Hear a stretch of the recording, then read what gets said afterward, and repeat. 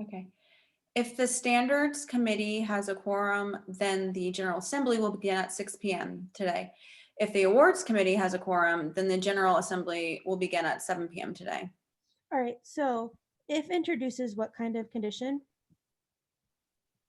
If then, So if is our sufficient, right? yeah, sufficient. Yeah, sorry, sufficient. So if the standards committee has a quorum, what happens? Then the General Assembly will begin at 6 p.m. All right, and if the awards committee has a quorum, what happens? The General Assembly will begin at 7 p.m. Awards committee, so if awards quorum, then the General Assembly is at 7 p.m. All right, so let's go ahead and start with A. Okay, if the General Assembly does not begin at 6 p.m. today, then the awards committee has a quorum. No. Yep, no, because if all we know is that if the General Yeah. Assembly doesn't happen at 6, then we just know that the standards committee did not have a quorum. Yeah. Right? What about B? If the standards committee does not have a quorum, then the awards committee has a quorum. Nope. If the standard committee does not have a quorum, we know nothing. Yeah. Awesome. If the General Assembly begins at 6 p.m. today, then the standards committee has a quorum. So if the General Assembly begins at 6 p.m., do we know anything?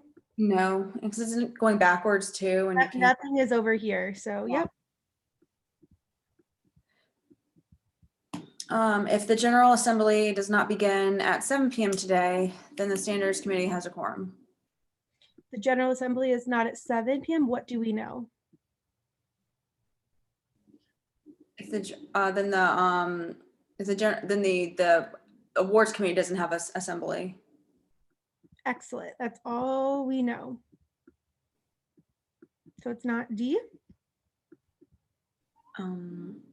If the standards committee has a quorum, then the awards committee does not have a quorum.